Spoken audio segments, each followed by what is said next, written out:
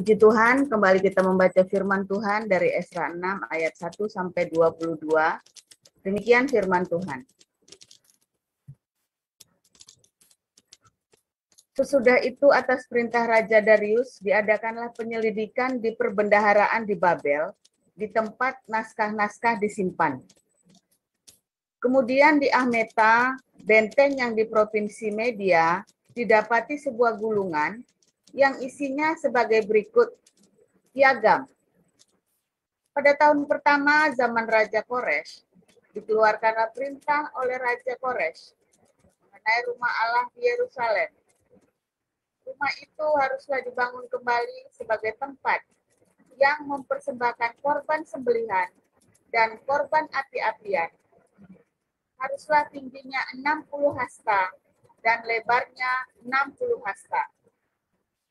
Dan haruslah dipasang 3 lapis batu besar-besar dan 1 lapis kayu. Biayanya harus dibayar dari perbendaharaan kerajaan. Dan juga perlengkapan emas dan perak rumah Allah yang diambil oleh Nebukadnezar dari bait suci yang di Yerusalem dan dibawa ke Babel itu haruslah dikembalikan supaya kembali pula ke dalam bait suci yang di Yerusalem, ke tempatnya yang semula. Dan engkau haruslah menaruhnya di dalam rumah Allah.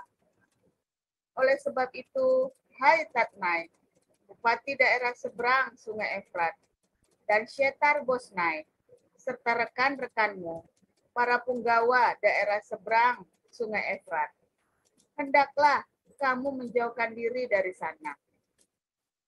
Biarkanlah pekerjaan membangun rumah Allah itu. Bupati dan para tua-tua orang Yahudi boleh membangun rumah Allah itu di tempatnya yang semula. Lagi pula, telah dikeluarkan perintah olehku tentang apa yang harus kamu perbuat terhadap para tua-tua orang Yahudi mengenai pembangunan rumah Allah itu, yakni daripada penghasilan kerajaan, daripada upeti daerah seberang Sungai Efrat, haruslah dengan seksama dan dengan tidak bertanggung diberi biaya kepada orang-orang itu.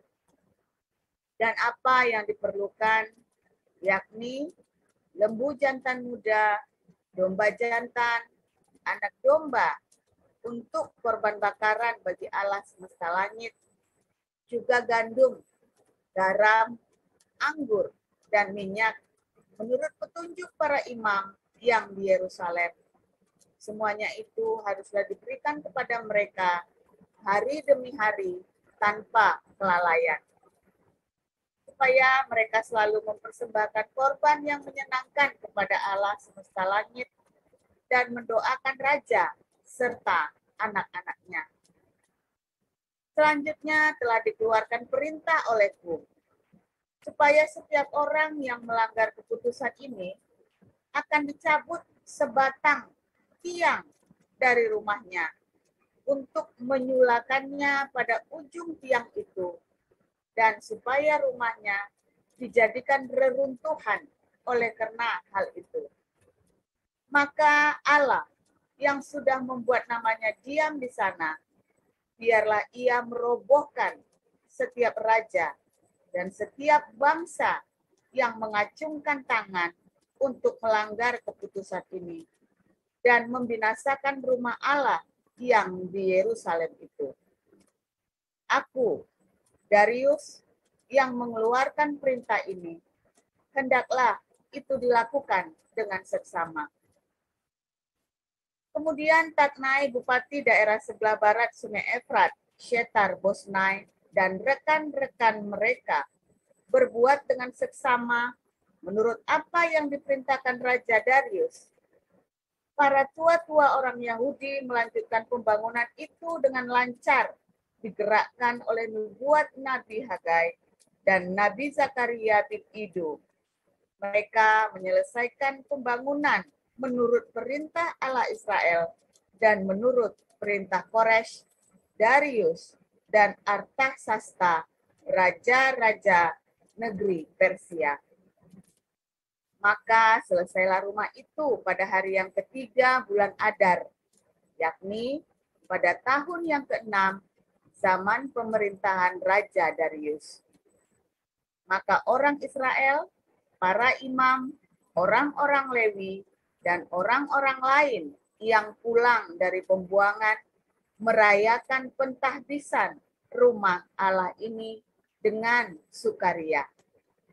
Untuk pentahbisan rumah Allah ini, mereka mempersembahkan lembu jantan 100 ekor, domba jantan 200 ekor, dan anak domba 400 ekor, juga kambing jantan sebagai korban penghapus dosa bagi seluruh orang Israel 12 ekor, menurut bilangan suku Israel. Mereka juga menempatkan para imam pada golongan-golongannya, dan orang-orang Lewi pada rombongan-rombongannya untuk melakukan ibadah kepada Allah yang diam di Yerusalem sesuai dengan yang tertulis dalam kitab Musa. Dan pada tanggal 14 bulan pertama, mereka yang pulang dari pembuangan merayakan Paskah.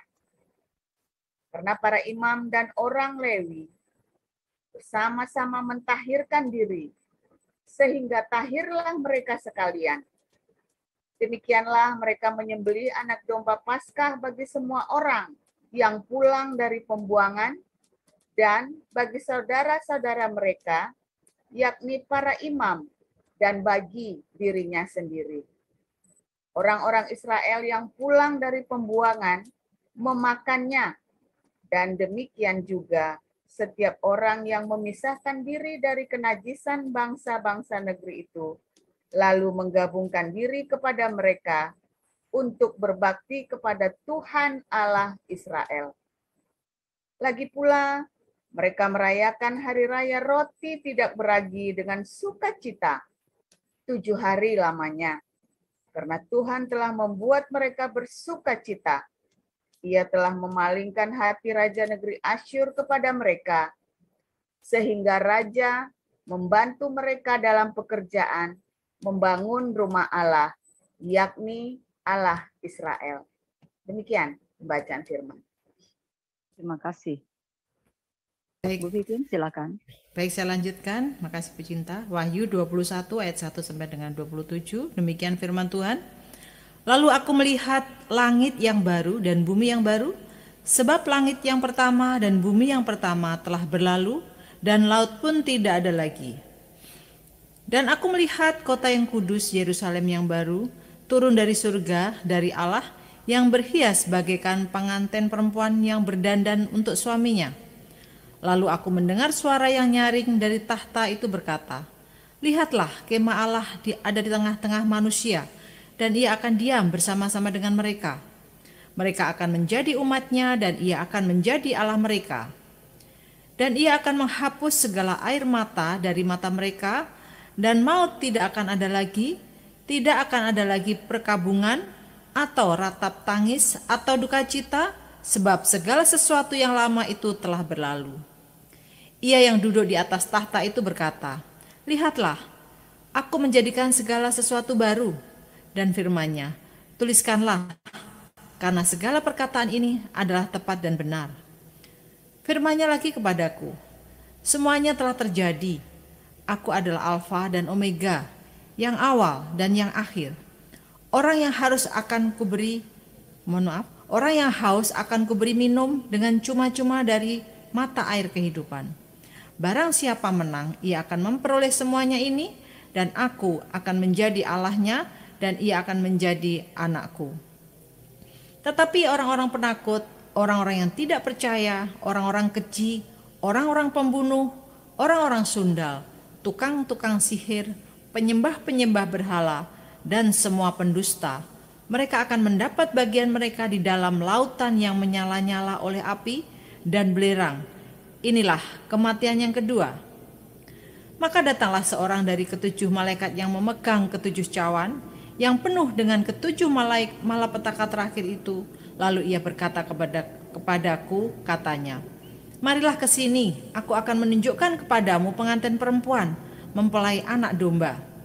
Lalu di dalam roh ia membawa aku ke atas sebuah gunung yang besar, lagi tinggi, dan ia menunjukkan kepadaku kota yang kudus. Kota yang kudus itu yaitu Yerusalem turun dari surga dari Allah. Kota itu penuh dengan kemuliaan Allah dan cahayanya sama seperti permata yang paling indah, bagaikan permata yaspis, jernih seperti kristal. Dan temboknya besar lagi tinggi dan pintu gerbangnya 12 buah, dan di atas pintu-pintu gerbang itu ada 12 malaikat, dan di atasnya tertulis nama ke-12 suku Israel. Di sebelah timur terdapat 3 pintu gerbang, dan di sebelah utara 3 pintu gerbang, dan di sebelah selatan 3 pintu gerbang, dan di sebelah barat 3 pintu gerbang. Dan tembok kota itu mempunyai 12 batu dasar, dan di atasnya tertulis ke-12 nama ke-12 rasul anak domba itu. Dan ia yang berkata-kata dengan aku mempunyai suatu tongkat pengukur dari emas untuk mengukur kota itu serta pintu-pintu gerbangnya dan temboknya. Kota itu bentuknya 4 persegi, panjangnya sama dengan lebarnya. Dan ia mengukur kota itu dengan tongkat itu, 12.000 stadia panjangnya dan lebarnya dan tingginya sama. Lalu ia mengukur temboknya 144 hasta menurut ukuran manusia, yang adalah juga ukuran malaikat. Tembok itu terbuat dari permata yaspis, dan kota itu sendiri dari emas tulen bagaikan kaca murni. Dan dasar-dasar tembok kota itu dihiasi dengan segala jenis permata. Dasar yang pertama batu yaspis, dasar yang kedua batu nilam, dasar yang ketiga batu mirah, dasar yang keempat batu zamrud, dasar yang kelima batu unam, dasar yang keenam batu sardis, dasar yang ketujuh batu ratna cempaka, yang kedelapan batu beril, yang kesembilan batu krisolit, yang kesepuluh batu krisopras, yang ke-11 batu laswardi, dan yang ke-12 batu kecubung. Dan ke-12 pintu gerbang itu adalah 12 mutiara. Setiap pintu gerbang terdiri dari 1 mutiara, dan jalan-jalan kota itu dari emas murni bagaikan kaca bening. Dan aku tidak melihat bait Allah di dalamnya, sebab Allah, Tuhan yang Maha Kuasa, adalah bait sucinya. Demikian juga anak domba itu. Dan kota itu tidak memerlukan matahari dan bulan untuk menyinarinya, sebab kemuliaan Allah meneranginya, dan anak domba itu adalah lampunya. Dan bangsa-bangsa akan berjalan di dalam cahayanya, dan raja-raja di bumi membawa kekayaan mereka kepadanya. Dan pintu-pintu gerbangnya tidak akan ditutup pada siang hari, sebab malam tidak akan ada lagi di sana. Dan kekayaan dan hormat bangsa-bangsa akan dibawa kepadanya. Tetapi tidak akan masuk ke dalamnya sesuatu yang najis, atau orang yang melakukan kekejian atau dusta, tetapi hanya mereka yang namanya tertulis di dalam kitab kehidupan anak domba itu. Demikian bacaan firman Tuhan. Terima kasih, Bu Pipin. Silakan, Pastor. Haleluya. Luar biasa, firman Tuhan selalu baru bagi orang-orang yang mengupayakan damai, ya. Luar biasa ya, hari ini selama kita cerita tentang Esra ini, kita sedang cerita tentang fondasi damai, ya. Fondasi damai. Menarik sekali ya Esra ini ya. Esra ini adalah suatu cerita yang epik ya. Epik itu ya menggugah emosi. Saya baca ini sampai menetes air mata ya. Saya bayangkan ya orang itu, Anda tahu nggak orang-orang keturunan Tionghoa seperti saya ini, orang bingung loh ya. Kita mau cinta tanah air, cinta bangsa, bingungnya mau cinta yang mana. Kita dibilang orang Belanda, bukan orang Belanda. Bilang orang Jerman, bukan orang Jerman. Bikin orang Indonesianya nggak ngakuin. Dibilang orang Cinanya nggak ngakuin. Epik sekali kan. Jadi saya membayangkan Esra ini, mereka begitu rindu dengan Yerusalem. Ya kan? Mereka begitu rindu dengan Yerusalem. Anda bayang nggak? Sehingga ketika itu mereka pulang, waduh, emosional banget ya. Mereka bisa, tapi benar ya, itu benar-benar saya merasakan itu ya, rasanya seperti apa ketika mereka pulang begitu. Wah, lebih tepatnya bukan merasakan ya, tetapi Saya mencoba ingin merasakan apa yang mereka rasakan, itu seperti apa, punya tanah air, punya bangsa. Ya. Tapi firman Tuhan memang berkata, usahakanlah damai, kesejahteraan di kota di mana engkau tinggal. Ya. Oke, di mana saya tinggal, saya berdoa buat kesejahteraan kota itu, saya menginjil, ya, saya mencoba berdiakonia, at least itu ya, setidaknya kita memberitakan kebenaran dan kita berdiakonia. Gitu ya, dimanapun. Nah, ya, sekalipun orang Indonesia, ya negara Indonesia tidak mengakui saya, setidaknya saya meninggalkan jejak di Indonesia dengan memberikan, ya kan, motivasi kepada Anda semua untuk berdiakonia. Uang yang seharusnya bisa saya ambil untuk saya, ya, saya serahkan semuanya untuk diakonia. Haleluya, saya memang miskin tetapi memperkaya banyak orang. Tetapi berbahagia ya, berbahagia sekali, sukacitanya minta ampun ya. Sukacitanya minta ampun. Karena memang kalau kita ingat analisanya John Naisbitt, saya lebih senang kata ramalan Nabi John Naisbitt ya. Nabi juga ya. John Naisbitt itu pernah bilang, nanti udah nggak ada tuh warga negara Indonesia, warga negara Belanda, warga negara Cina, warga negara Arab, nggak ada. Adanya warga negara dunia. Kemarin kami les bahasa Belanda, bulan apa ya, berapa bulan yang lalu ya, kalau nggak salah ya. Kita diajari tentang warga negara dunia. Apa yang membuat kita menjadi warga negara dunia? Wah, di sini tuh sudah trennya udah bukan warga negara Syria, warga negara Cina, warga negara Indonesia. Di sini tuh yang diajarkan adalah warga negara dunia. Luar biasa ya, warga negara dunia. Bagaimana kita membangun ya sebuah paradigma baru. Kita bukan bangsa Indonesia, kita bukan bangsa Cina, kita bukan bangsa Eropa, kita bukan bangsa Arab. Kita ini satu bangsa dunia. Ya. Wah, itu antikris itu, one order, one word, one order. Lah, emang kenapa? Loh, wah ini nih antikristus ini. Loh, pertanyaannya, Anda lebih suka one word, one order, ada perdamaian di dunia, apa Anda lebih suka bacok-bacokan tiap hari? Kayak Saifuddin sama Yusuf Tewu coba. Lebih suka mana coba? Lebih suka damai kan? Kalau Yesus yang direpresentasikan adalah Yesus yang bacok-bacokan, kayaknya mendingan saya nggak mau percaya Tuhan Yesus lagi. Nggak mau. Saya mau Yesus yang disampaikan oleh Paus Francis, perdamaian bagi dunia.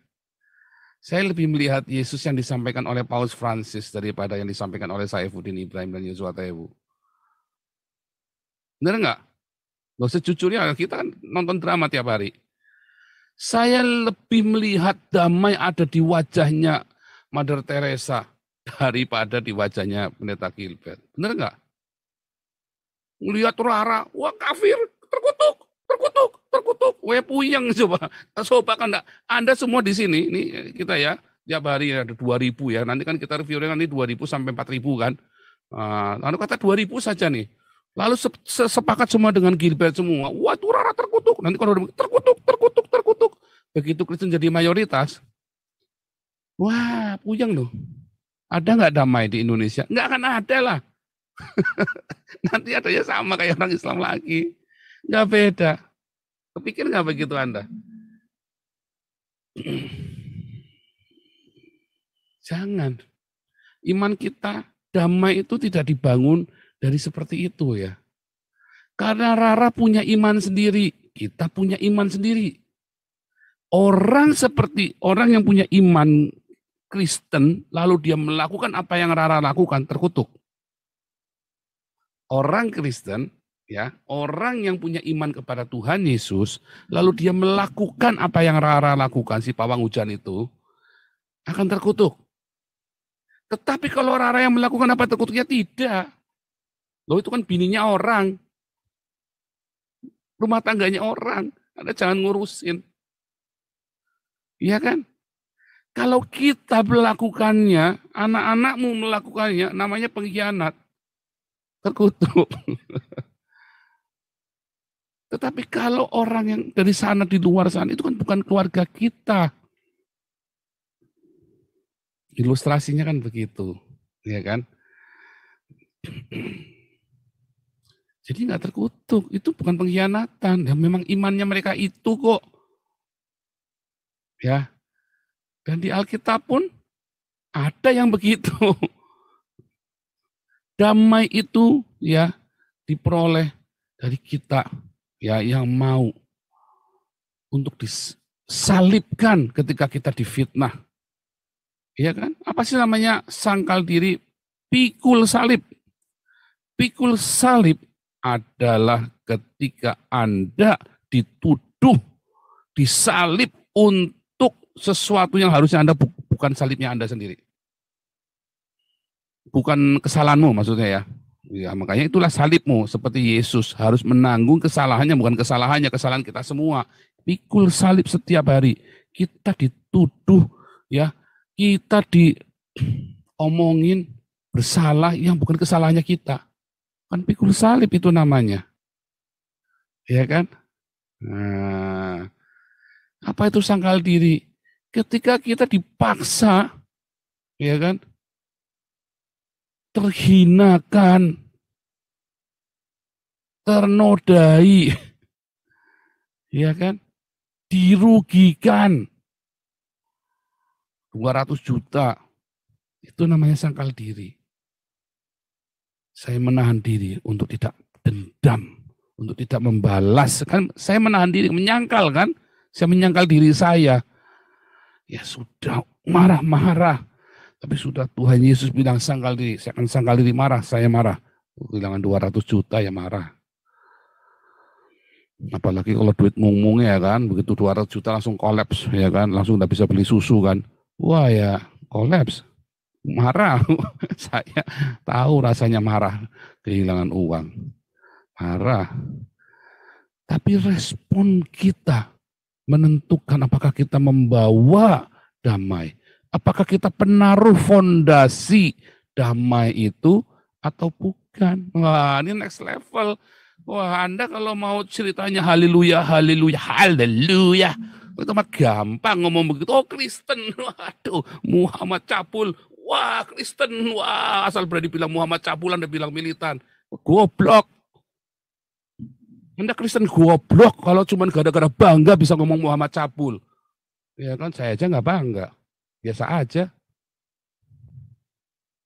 Anda gara-gara bisa ngomong Muhammad Cabul dan sesat bangganya minta ampun. Wah militan, wah hebat, nggak takut mati.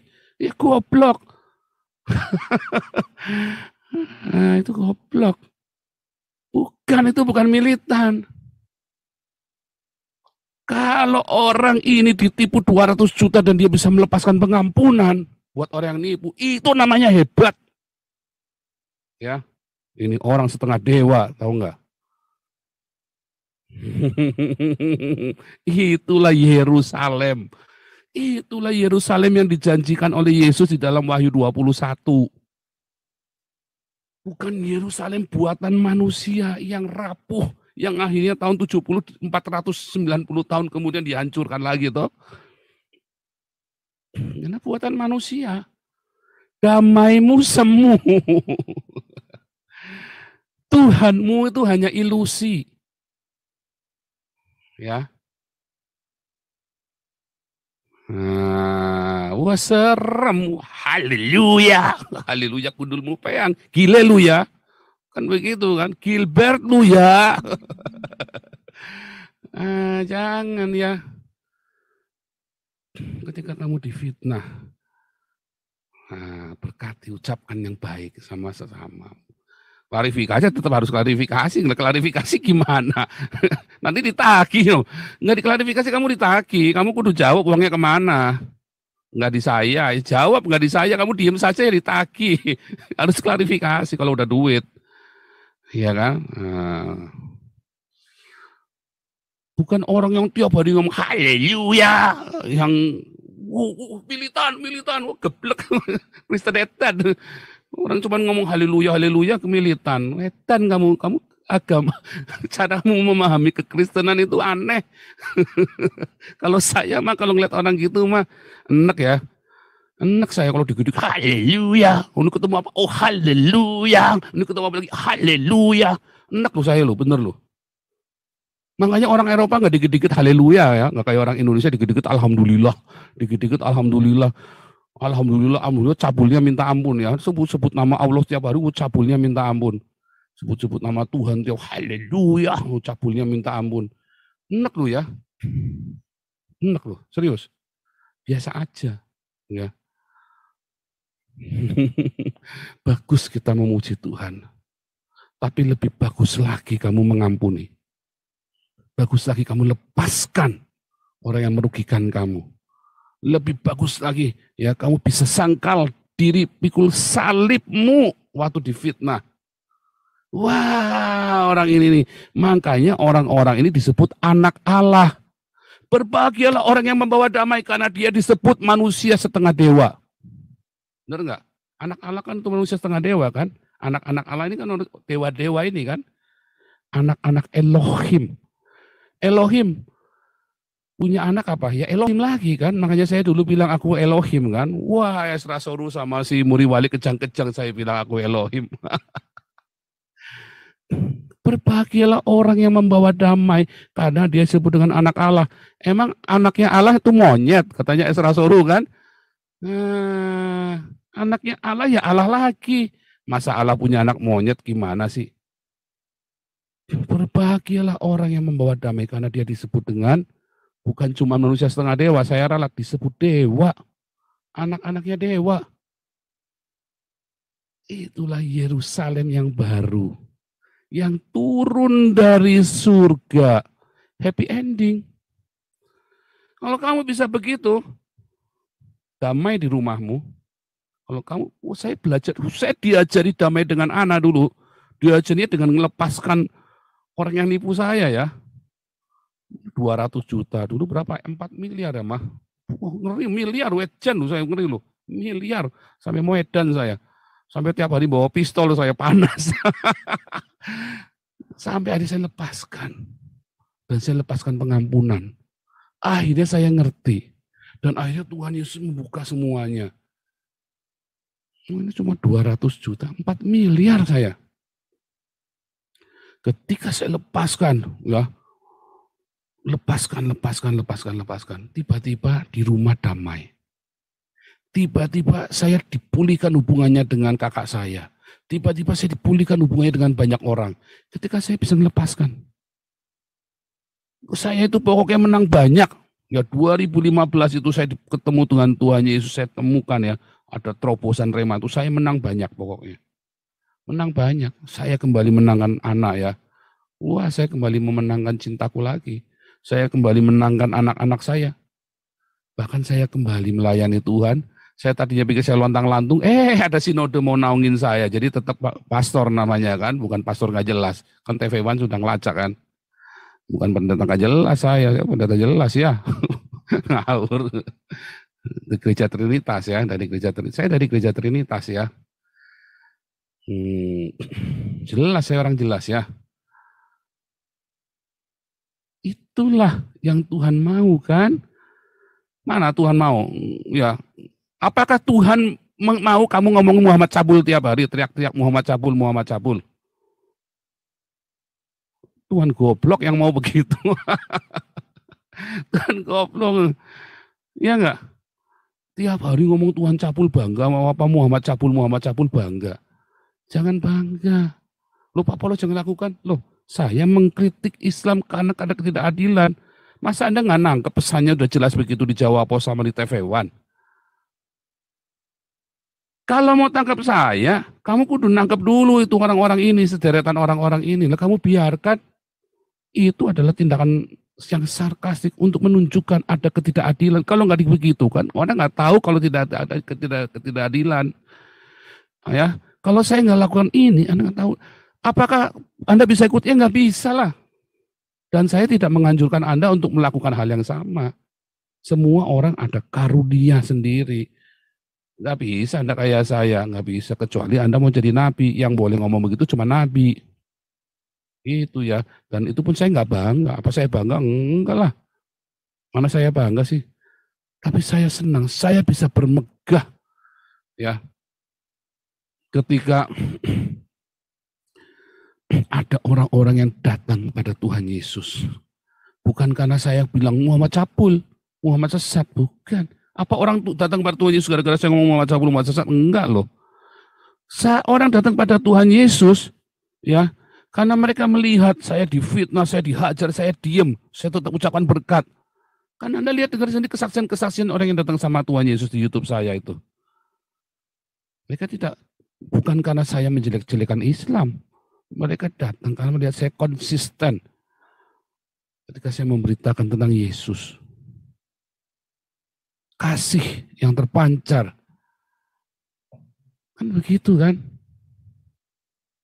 Benar nggak?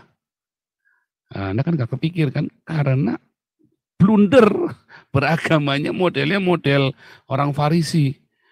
Maunya pokoknya asal ada orang bela Kristen benar salah, pokoknya benar asal ada orang berani menghina Islam, membongkar-bongkar Islam, pokoknya itu yang paling hebat. Enggak lah, ngawur. Kan saya sudah bilang, don't try this at home. Kalau kamu bukan nabi jangan melakukan itu. Saya nabi ke-26, makanya saya berani. Kalau Anda bukan jangan, wah Tuhan nggak akan tolong Anda. Itu buktinya KC masuk penjara 10 tahun. Dituntut 10 tahun kejang-kejang semua kan. Kalau Anda bukan nabi, Anda jangan coba-coba. Tuhan nggak akan tolong. Karena saya seorang nabi ke-26, saya boleh melakukannya. Bayarannya apa? Bayarannya kan seluruh hidup saya sangkal diri pikul salib habis-habisan. Ya kan? Sangkal diri pikul sampai tidak bersisa lagi. Ya kan? Semua harga diri, gengsi, ego sampai udah nggak bersisa lagi. Ya kan? Harta benda semua sudah tidak bersisa lagi. Saya semua serahkan buat bayar sama Tuhan. Nah, Anda sanggup nggak bayar begitu? Nggak sanggup, Anda jangan coba-coba. Kalau Anda sanggup ya boleh nyoba. Kalau Anda nggak sanggup jangan coba-coba. Hati-hati ya. Ngomong-ngomong, Anda tidak bisa melakukan kenabian yang saya lakukan, nggak bisa. Anda bisa melakukan yang saya lakukan diakonia, Anda bisa lakukan. Yang saya lakukan ketika saya serahkan harta saya buat Tuhan. Yang saya lakukan ketika saya mengampuni orang, Anda harus tiru. Tetapi suara kenabian itu karunia. Ya, teladani. Teladan itu bukan Anda ikut-ikut saya terus Anda saya nabi kamu jadi nabi. Itu bukan teladan namanya. Karena tiap orang punya karunia. Ada orang karunia menggembalakan, karunia mengajar. Ada orang punya karunia kerasulan, punya karunia kenabian, punya karunia sebagai penginjil, sebagai gembala, sebagai guru. Semua orang ada karunia masing-masing. Ada orang yang diberi karunia bernubuat, ada orang yang diberi karunia untuk memberi tumpangan, ada orang yang diberi karunia untuk membagi-bagikan, ada orang yang diberi karunia kemurahan hati, ada orang yang diberi karunia belas kasihan. Semua itu karunia. Lah Anda karunianya apa? Jalani itu sesuai porsimu. Tetapi Anda juga nggak usah kagum-kagum sama orang-orang yang kelihatannya moncer. Makanya jangan kagum sama orang. Ya. Kagumlah hanya sama Yesus saja. Sama saya Anda akan kecewa. Anda kagum sama saya akan kecewa. Dan saya tidak pusing kalau Anda kecewa dengan saya. Saya tidak pusing. Pokoknya urusan saya sama Tuhan beres. Kalau Anda kecewa dengan saya nggak urusan. Serius, saya nggak urusan. Bagus. Tapi kalau Anda tidak kagum dengan saya berdoa supaya saya tetap bisa menjadi teladan. Sehingga saya tidak memahitkan hatimu. Begitu kan? Ya. Simpel sekali ya. Yerusalem baru yang turun dari surga itu bukan buatan manusia. Makanya juga nggak usah ngotot bikin bait Allah ketiga. Bait Allah ketiga nanti dari Tuhan, kitalah bait Allah ketiga. Kita inilah bait yang ketiga. Anda dengan saya yang kita bangun. Kitalah bait suci yang ketiga. Ya. Yesus adalah batu penjurunya. Anda tahu batu penjuru? Saya baru tahu namanya batu penjuru setelah saya di Jerman ya, dikasih tahu sama pendeta Jerman ini loh yang namanya Batu Penjuru. Dia tunjukkan ini bangunan usianya udah 800 tahun kan, gerejanya ini loh Batu Penjurunya ditunjukkan, ini loh Batu Penjuru. Di Belanda ya, ada satu gereja umurnya 800 tahun. Ya terus saya ngomong-ngomong, tiba-tiba dia ngomong the cornerstone gitu ya. Wah, cornerstone itu apa? Saya pengen tahu, saya tanya kan. Ya dia tunjukin ini loh cornerstone. Karena kalau gereja zaman sekarang hampir nggak ada ya, bangunan-bangunan modern itu udah nggak kenal cornerstone ya. Zaman bangunan kuno itu mengenal batu penjuru ya, cornerstone. Nah ini loh batu penjuru. Biasanya tuh batu penjuru itu nanti ditulisin ini apa, kayak ada monumennya begitu ya. Nah, ini loh batu penjurunya, ditunjukin. Mulai dari sini kemudian dia mulai bangun. Hampir seperti batu pertama, tapi bukan batu pertama ya. Itu untuk batu kemana arah, dia mau dibangun menghadap kemana, nanti ininya kemana, patokannya kemana. Gitu ya, saya baru ngerti itu. Wah susah jelasinnya ya, karena saya bukan tukang bangunan ya. Tapi saya ditunjukkan ini loh batu penjuru. Saya baru paham, Kristuslah batu penjuru. Dan kita dibangun mengikuti batu penjuru itu. Harus ngikutin, kalau belok gerejanya nggak lurus, nggak lempeng. Tarik water pass-nya semua dari situ dulu, dari batu penjuru itu. Tarik water pass, tarik benang, tarik tali sipat. Tali sipat itu kebenaran ya, righteousness. Sadik, sedekah, diakonia. Waduh, terstruktur sekali ya firman Tuhan ya. Bagaimana hidup kita dibangun itu terstruktur sekali. Jadi saudara, damai itu bukan karena Anda terus ketakutan, nggak berani nggak berani mengkritik pemerintah, tidak berani mengungkapkan kebenaran. Bukan. Damai itu yang dimaksud adalah ketika ada konflik, Anda bisa melepaskan damai itu, melepaskan pengampunan itu, bisa melepaskan sangkal diri pikul salib. Tapi kebenaran tetap kebenaran, Anda nggak boleh kompromi. Tetapi kalau membongkar dosanya orang, itu namanya bukan menyatakan kebenaran, itu dendam namanya. Ya, Anda lagi punya konflik, lalu Anda membuka dosanya orang, itu namanya dendam. Anda tahu nggak sih bedanya? Harus tahu. Makanya beragama, bertuhanmu itu jangan belajar Islamologi. Salah kamu ikut bertuhan belajar Islamologi. Ikut kelas evangelis, ikut kelas apologetik. Lawang kamu bertobat belajar Islamologi, dan tambah mumet. Makanya kamu nggak tambah ketemu Tuhan Yesus. Kamu nggak bedanya sama orang-orang Islam ini akhirnya. Tambah runyam, tambah beringas kamu. Banyak ya, kelihatan tuh kan. YouTube ini kan sebenarnya kan kebuka semua kan. Watak-watak orang kan. Nah, begitu ya. Saya berharap saudara-saudara semua yang ada di sini ya menaruh fondasi damai. Ya. Jalin komunikasi. Kasih itu selalu berkomunikasi. Ya. Kasih itu telinganya dua, mulutnya satu. Artinya kamu harus dengar, jangan kata orang. Klarifikasi, benar begini. Kasih itu ya, telingamu dua, mulutmu satu. Hendaklah kamu cepat mendengar, lambat berbicara. Jangan percaya kata orang. Ya.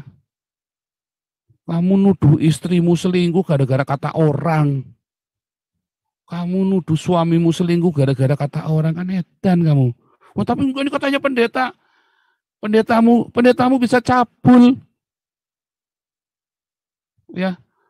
Karena ingin nunggangin kamu dengar kata pendeta. Habis kamu runyam sama suamimu, pendetamu ngelaba. Jangan. Kamu harus lebih percaya suamimu, kamu harus lebih percaya istrimu daripada pendetamu. Kalau nipu gimana Pak? Kamu serahkan sama Tuhan. Kamu teriak sama Tuhan, puasa sungguh-sungguh. Tapi jangan pernah percaya sama orang lain. Percaya dulu. Makanya itu dibangun komunikasi. komunikasi itu dibangun. Ya kan? Begitu ya. Sangkal diri pikul salib setiap hari. Damai itu dilepaskan. Kan begitu kan? Oh, sebelumnya berkati dulu. Berkati musuh-musuhmu, berkati orang-orang yang salah paham dengan kamu. Jangan malah dicaci maki. Ya, besem elah. Bismillah itu besem elah. Ya. Jangan anti dengan kata bismillah. Karena bismillahmu bukan Allah Mekah, tapi Allah yang namanya Yesus Kristus. Bism, nama Allah, yaitu Yesus Kristus. Bukan nama Allahnya Mekah yang namanya nggak jelas. Ketiga, damai itu hanya bisa kalau Anda sangkal diri pikul salib. Kalau nggak bisa. Maka nanti Yerusalem itu turun dari surga. Yerusalem, fondasi damai itu. Dan Anda akan disebut anak-anak dewa. Anda akan disebut dewa. Manusia-manusia dewa. Ya kan? Manusia-manusia Allah. Anak-anak Allah kan? Berbahagialah orang yang membawa damai. Karena dia akan disebut anak-anak Allah. Haleluya. Amin.